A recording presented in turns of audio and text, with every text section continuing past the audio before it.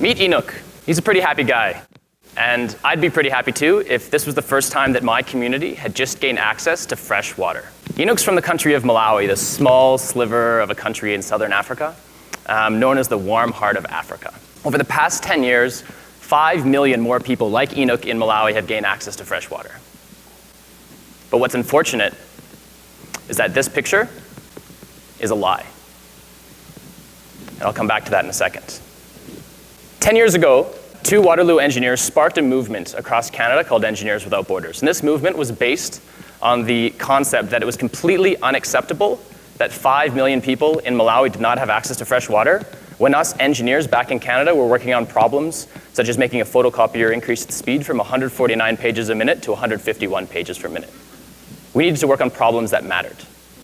I was fortunate, I founded the Calgary chapter here, and I got to be the first director of overseas programs for Engineers Without Borders in Africa, where I worked for 4 years. And I got to work with hundreds of businesses, non-government organizations, governments, all working in this field of development. And it was really fantastic working for Engineers Without Borders, because even though we worked on $100 million projects, we had this philosophy that if we were really going to understand the problems in local Africa, we needed to live like local Africans. So whereas a lot of expatriates would spend most of the time in the capital cities and boardrooms, we'd spend our time in villages, learning local languages, traveling on public transport. And what this allowed us to do was to get a really, really deep understanding of what was going on at the field level. And combined with this experience and hundreds of other Engineers Without Borders experiences, we got a really interesting perspective of what's going on in this aid industry. Now, the aid industry's got a lot of attention lately. A lot of economists have become authors and have written about it, and there's a lot of controversy about its effectiveness. Some even asking the question, like, has aid failed? It's a very interesting question. Now, I can confidently say on behalf of Engineers Without Borders staff members that, failed or not, we definitely feel that the aid system is broken. And when I say broken, I'm not talking about what the media usually talks about. It's not about corrupt dictators or about corruption. Those issues still happen in Africa, but they're much more the minority than they are mainstream today. So I'm talking about aid being broken in democratically elected, stable governments with no civil unrest, countries like Ghana, Malawi, and Zambia. So I talked about Malawi. The World Bank has stated that people in Malawi now have, I think 80% of the people in Malawi have access to fresh water sources. So one of our staff members in Malawi, this is Owen, was visiting one of those water points. And it was a gravity-fed system that was commissioned by the Canadian government and finished about 1.5 years ago. And a gravity-fed system basically is a bunch of pipes that pipe water down from an elevated region down into a number of communities where there's a bunch of taps and people can access that water. And he was going around and turning on some of those taps, and some of them weren't working. And so we asked the community about, like, well, how many of these aren't working? And they said, well, out of 113, 81. 81? Oh, what's the problem? What's going on? And he found out that, well, a lot of the pipes had sprung leaks and broken down. All right, not a big deal. Pipes break down everywhere. But the problem with this project was that even though the infrastructure was all built, there was no thinking about who was going to maintain this system. And some people really took initiative and tried to fix the pipes themselves, but there was a lack of affordable spare parts available. This situation is typical. This is a graphic showing one area of Malawi. I think it's an urban area where the green dots are functional water points. Yellow are ones that are working but breaking down, and red are not functional. Hardly 80%. Actually, Engineers Without Borders has done some work and found out that even those 80% coverage of water points, 40% are not working. See, this issue is a lot of donors and projects end up focusing on the hardware side of the issue and not really realizing the importance of the software side of things. And at first, like, well, software, of course you have to do maintenance, but when you think about it from if people are donating to charities, it makes you feel a lot better if you know that your money went to something tangible, something like a well, something like a school, something like giving a family a goat. It's not as sexy or easy to tell your friends about how you built or helped fund a water committee or paid for teachers' salaries. So when I say that this picture of Enoch is a lie, it's not a lie when the picture is taken. It only becomes a lie a year or two afterwards. When looking at these pictures, one of my great colleagues said, everything people see from Africa doesn't matter, and everything that matters from Africa, people don't get to see. And this problem goes a lot further than just broken down water points. See, Owen, after seeing this water point, he discovered not more than 30 feet away, hey, there's another set of taps that look really broken down too, but they're not attached to this system. And he asked the community, what's that? He said, oh, that's the American government gravity-fed water system. It was built over 10 years ago. He said, what happened to that? He said, oh, it also broke down about a year and a half later. How is it that a project that failed 10 years ago was rebuilt, almost the same technology, same process, and had exactly the same failure 10 years later?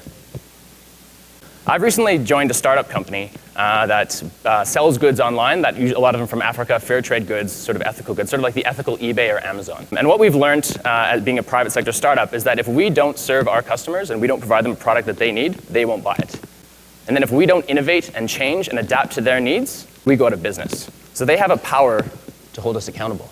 Now, if we look at the public sector, it doesn't adapt and change quite as fast as the private sector. But at the end of the day, if the elected government does not meet the needs of its constituents, they have a chance to vote them out of power, therefore holding them accountable. But if we look at the development sector, and if they don't serve the needs of their beneficiaries, and they're not just NGOs, they're governments and they are businesses as well. The beneficiaries have no power to vote them out or to fire them. The people who have that power are the donors. When you look at the system, you can kind of start to see some of the challenges. The development sector that focuses more on pleasing the donors and making them happy and communicating to them, as opposed to understanding the needs of the beneficiaries. And because of that systematic challenge, it is very slow to innovate, there's very little change, and you get projects, exactly the same project built 10 years later that fails in exactly the same way. So what do we do about this? First answer is easy. We invest in the private and the public sectors in the developing world. They're inherently structurally built to be more sustainable and to allow beneficiaries to hold them accountable. However, 70% of people in sub-Saharan Africa still make less than $2 a day, are still in poverty. And a lot of that reason is because the private and the public sector is not serving them appropriately. So we do need to invest in businesses in Africa and governments in Africa, but it's still going to take a long time for the problems to be fixed. Therefore, that leaves us with one option, and we need to work with this system. So therefore, we have to fix it. We need to make it more accountable, more creative, and more transparent. We need to start innovating, coming up with really neat ideas. Ideas like giving beneficiaries a chance to rate their projects using their mobile phones that donors and the development and NGOs can understand, or moving our donors closer to our beneficiaries. Currently, only 20% of the Canadian International Development Agency's African staff are based in Africa. Ideas like funding development sector like VCs fund businesses. What would it be like if a donor funded 10 projects and expected 4 of them to do okay, 1 of them to do fantastic, and 5 of them to fail?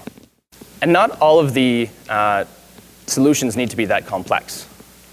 Engineers Without Borders is working on one that's actually quite simple. It's admitting failure.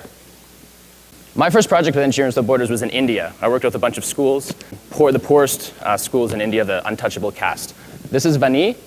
She was a girl who was at one of these schools, and she had to spend 2 to 3 hours a day, and her classmates, to walk and collect water to bring it back to the school so that they could have fresh water to drink and for cooking and for going to the bathroom.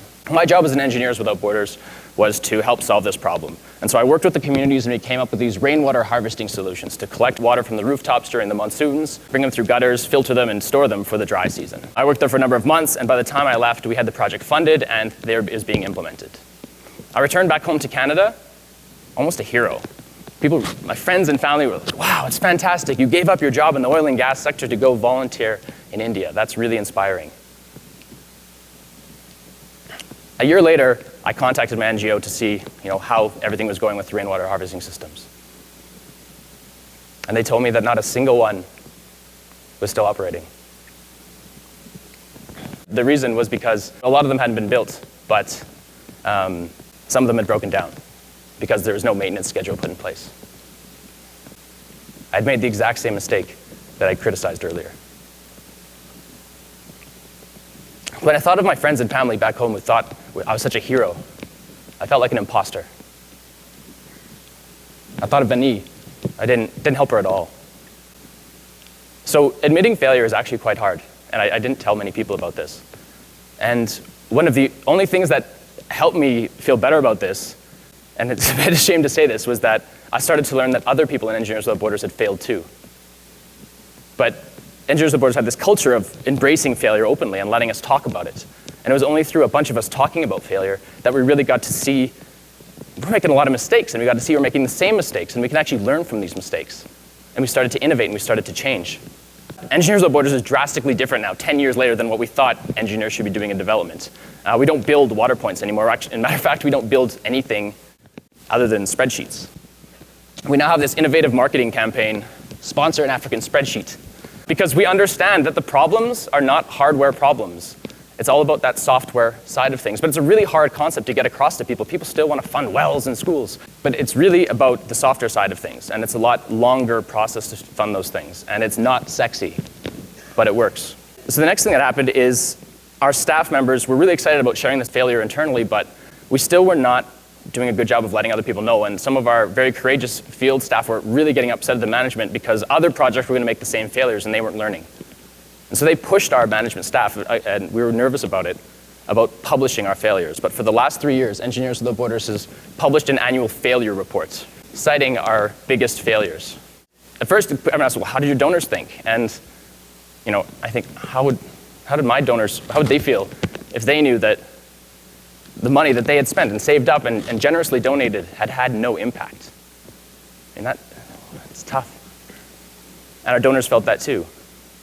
But once they started reading the failures, they understood the power of those lessons learned and realized it's an injustice not to be sharing these.